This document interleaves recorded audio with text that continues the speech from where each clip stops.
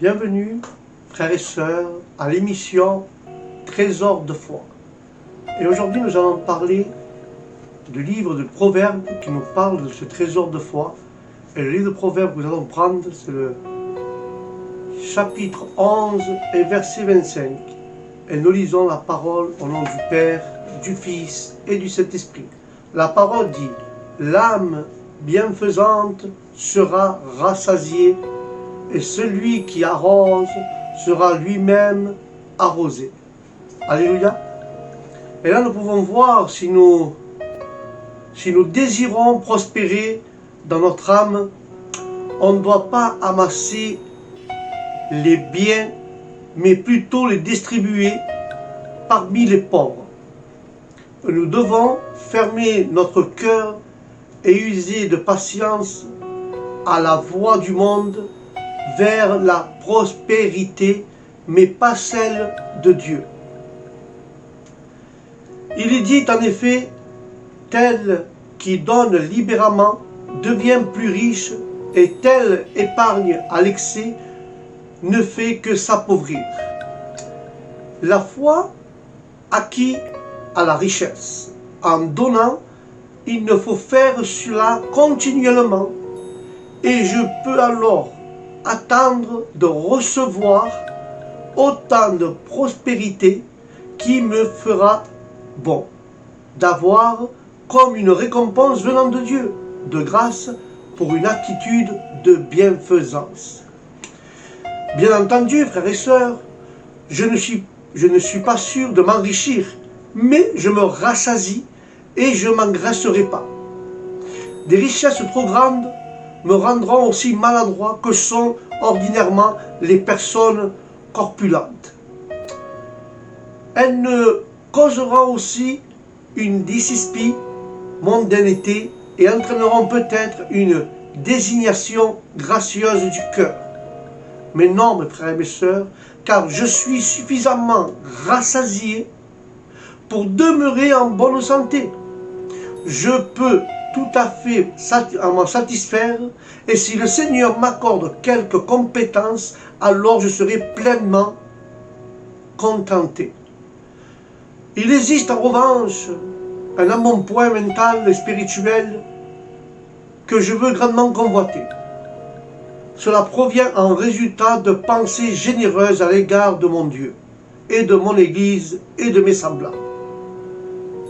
Que je ne me rationne pas ici de peur d'affamer mon cœur, mais je dois plutôt user de libéralité et d'abondance, car je rassemblerai à mon Seigneur, et s'il s'est livré pour moi, comment puis-je lui refuser quoi que ce soit à notre Dieu s'il a donné sa vie pour moi? Alléluia, nous ne pouvons jamais le remercier autant. Mais si je prends soin, frères et sœurs, si je prends soin d'avoir égard aux autres, alors Dieu aura égard à moi. D'une manière ou d'une autre, il me récompensera. Et si je prends les pauvres en considération, Dieu prendra en considération lui aussi. Si je prends soin de ses petits-enfants, le Seigneur me traitera comme son enfant. Et si je nourris son troupeau, il me nourrira. Si j'arrose son jardin, il sera de mon âme un jardin bien arrosé. Il s'agit de la promesse même du Seigneur. Il m'appartient de remplir la condition pour espérer la voir à s'accomplir. Frères et sœurs, je ne dois pas prendre du souci à mon sujet jusqu'au point de tomber dans la morbidité.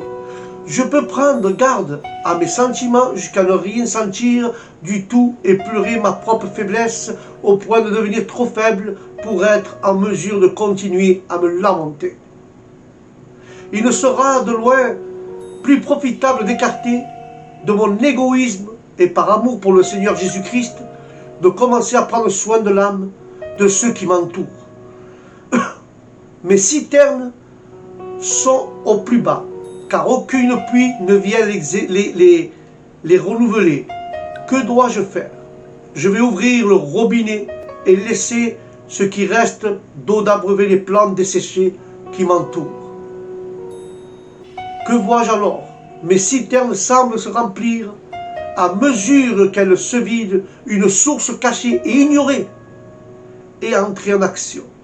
Alors que tout était stagné, elle demeure comme scellée, mais le Seigneur pense à moi, alors que mes réserves s'écoulent pour arroser ces plantes desséchées, mais Dieu commence à remplir mes citernes. Nous devons donner louange et gloire au nom de notre Seigneur. Pourquoi nous devons donner de gloire à notre Seigneur? Car l'âme généreuse, frères et sœurs, prospère. Celui qui satisfait les autres, il sera satisfait.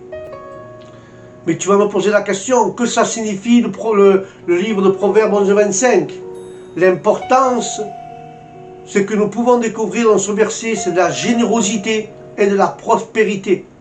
Car le livre des Proverbes est un livre de sagesse, composé de conseils pour la vie quotidienne, la justice et la moralité, du point de vue que la foi hébraïque nous parle de ce verset 25, chapitre 11, et se présente comme un enseignement sur la générosité et la prospérité qui encourage le partage avec les autres, afin que nous recevions également en abondance. Alléluia. Car la générosité comme chemin vers la prospérité, l'idée centrale de ce verset est que la générosité apporte l'abondance et la bénédiction.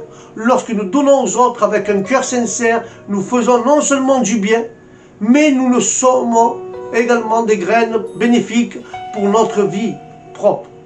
Car le thème âme généreuse désigne la personne qui se désigne par le surdon et le partage, faisant preuve d'une attitude bienveillante envers les autres. Le fait d'une personne le fait que la personne soit ainsi, alors cette personne va être prospère. Et ça signifie qu'elle aura une vie prospère et réussie sur les plans matériels, sur les plans émotionnels et sur les plans spirituels. Et que nous voyons le deuxième aspect de ce verset, c'est l'idée de celui qui satisfait les autres sera aussi satisfait. Le terme satisfaire fait référence à la satisfaction d'un besoin spécifique qu'il soit physique comme la faim ou émotionnel comme la tristesse.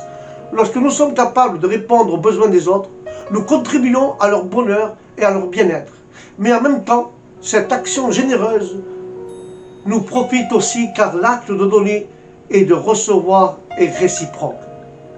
Et nous allons réfléchir un petit peu à cela, sur l'esthétique de la générosité. D'un point de vue esthétique, le verset 25 nous parle et nous invite à réfléchir sur le rôle de la générosité dans nos vies.